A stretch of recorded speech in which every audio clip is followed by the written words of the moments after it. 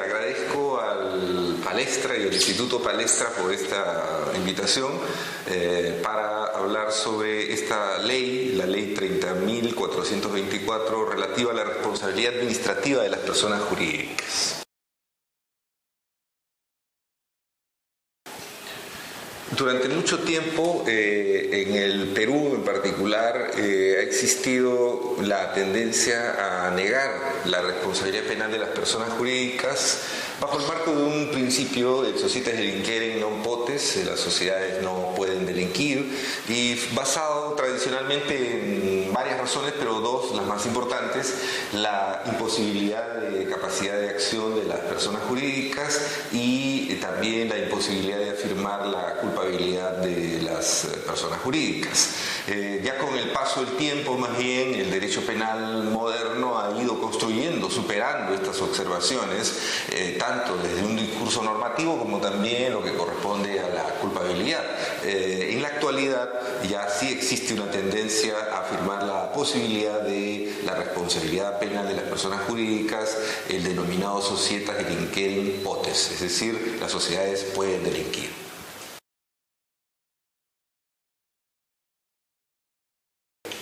En el Código Penal de 1991, pero en el contexto de que se negaba la responsabilidad penal de las personas jurídicas, el legislador peruano introdujo algunas figuras, sin embargo, como por ejemplo el artículo 27 del actuar por otro o las denominadas consecuencias accesorias del artículo 105. ¿No? De fuente española, esta figura fue introducida y es probablemente la que mejor, digamos así, ha presentado material para el tema de la responsabilidad de las personas jurídicas.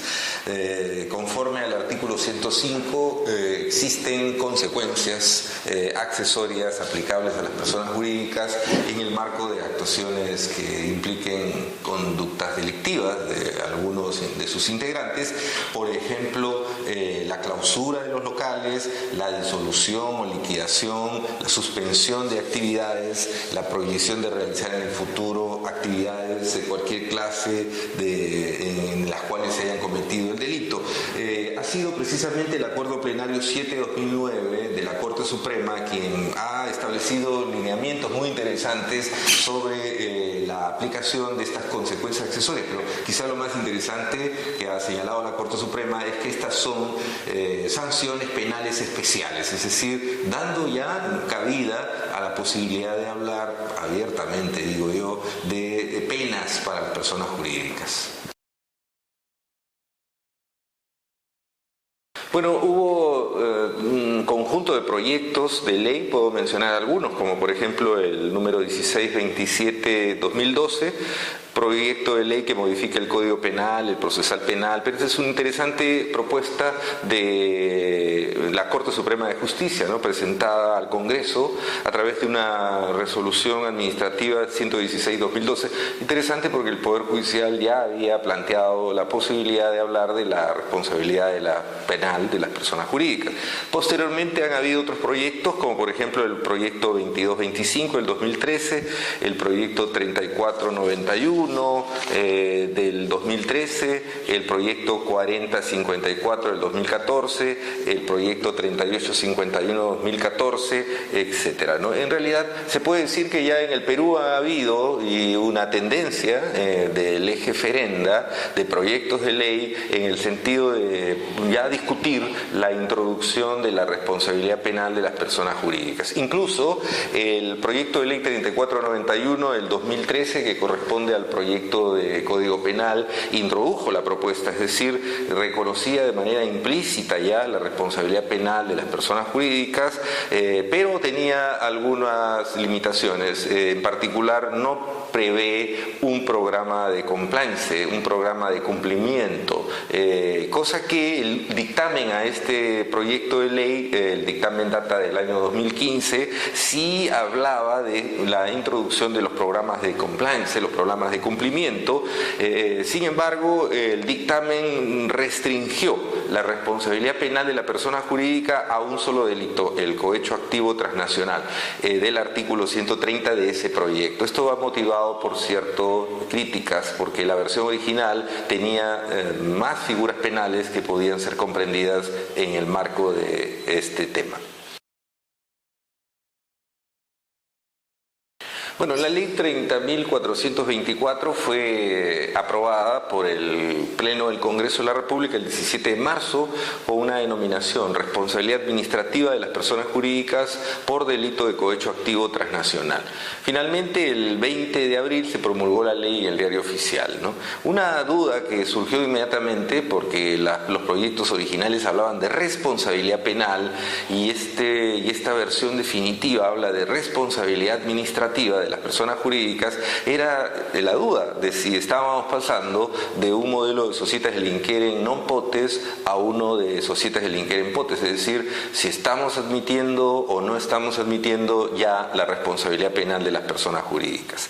En principio, una observación que uno hace inmediatamente al documento es que en realidad tiene toda la estructura de una ley que enfrentaría la responsabilidad penal de la persona jurídica. Es más, sería determinada esta responsabilidad, entre comillas, administrativa, ¿no?, en sede penal, con la intervención de un juez penal, con la intervención de un fiscal penal, con las reglas y garantías del proceso penal, con las disposiciones del Código Penal, con las disposiciones del nuevo Código Procesal Penal. Entonces, ¿dónde está lo administrativo? Uno se queda pensando, ¿no? Evidentemente, algunos ya han empezado a afirmar que esto es un engaño o algo parecido, porque en realidad de lo que estamos hablando es más bien de una ley que regula la responsabilidad penal y no solamente responsabilidad administrativa.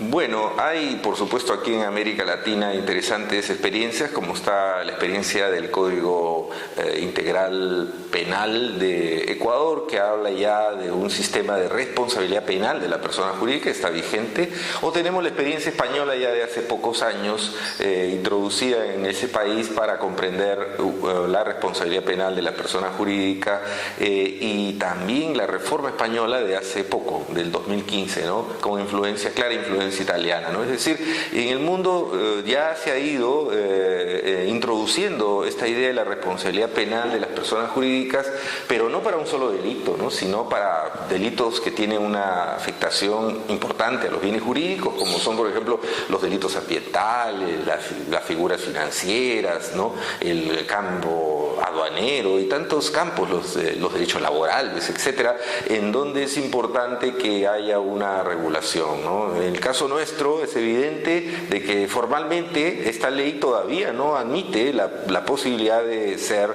responsable a la persona, penalmente responsable a la persona jurídica, solo admite una responsabilidad administrativa, ¿no? No obstante, el artículo 4 de esta ley 30.424 señala que la responsabilidad administrativa de la persona jurídica es autónoma de la responsabilidad penal de la persona natural, ¿no? En todo caso, se habla de un sistema mixto, ¿no?, de responsabilidad penal y administrativa, en la medida de que habría pues responsabilidad también para el miembro de la empresa, persona física que intervino. Por lo tanto, estaríamos en un sistema extraño, ¿no?, de responsabilidad penal por un lado y responsabilidad administrativa por el otro, ¿no? Esto es efectivamente un engaño, ¿no? Creo que en realidad se trata de una figura, de una ley que tiene todas las características de afirmar la responsabilidad penal de las personas jurídicas.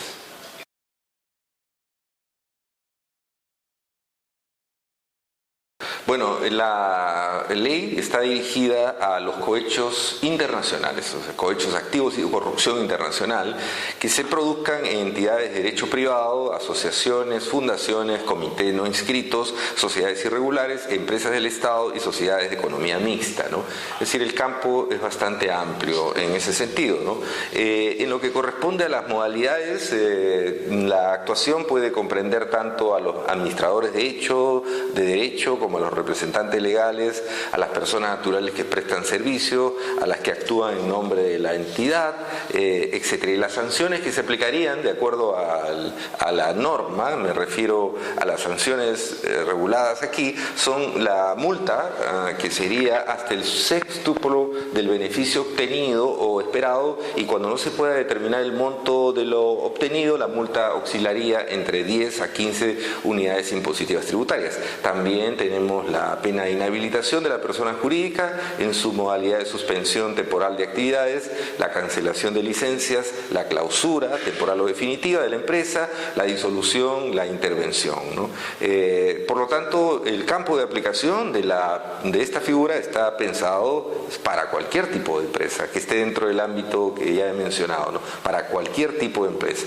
Claro está que la misma ley toma un tema que ya anteriormente el derecho penal ha discutido, que es el asunto de cómo precisar la culpabilidad de la persona jurídica, y es ahí donde entra una de las regulaciones de la ley, el programa de cumplimiento, señalando que se establece como circunstancia eximente y atenuante de la responsabilidad administrativa la implementación de programas de cumplimiento. Bueno, esto es interesante, ¿no? Ya había unas regulaciones parecidas para el tema del lavado, pero ahora estaría para el tema de corrupción.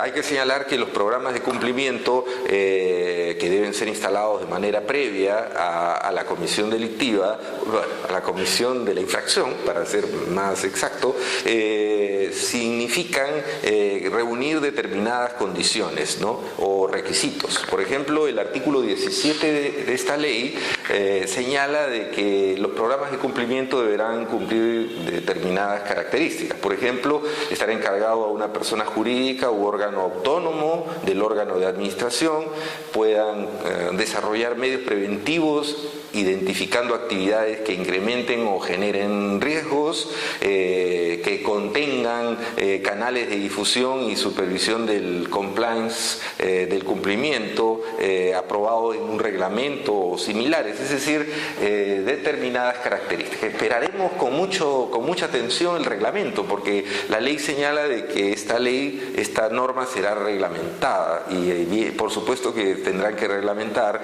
el tema del programa de cumplimiento, ¿no? Por supuesto que hay muchas cosas que discutir, ¿no? La dimensión de las empresas no es lo mismo, como se hizo en el margen de la pregunta, por lo tanto habrá distinción. Es evidente que los programas de cumplimiento no pueden ser iguales en la medida de que unos están destinados a delitos de lavado y por ejemplo, está destinado al tema de corrupción internacional, pero probablemente también haya que pensar más adelante en el medio ambiente y en otras figuras que son cercanas a una actuación empresarial. De tal manera de que es también importante apreciar, y esto será también materia del reglamento, qué institución será la encargada de validar estos programas de cumplimiento en la práctica. La idea es que la empresa que cuente con un sistema de cumplimiento, con un programa de cumplimiento debidamente aplicado, instalado y cumpliendo las condiciones que se señalan en la ley, estará exenta de responsabilidad penal, ¿no? Debido a que se considera que no será culpable, ¿no? De esa manera estamos tomando nuevamente todo un discurso que ha sido desarrollado en el derecho penal para la responsabilidad penal de las personas jurídicas. De ahí que resulta más inexplicable que se le haya cambiado la denominación a la ley y algunas pequeñas palabras en el interior de la ley para variar la norma de determinar que es penal a administrativa. De mi punto de vista personal, se trata de responsabilidad penal de las personas jurídicas en estas figuras de cohecho activo internacional.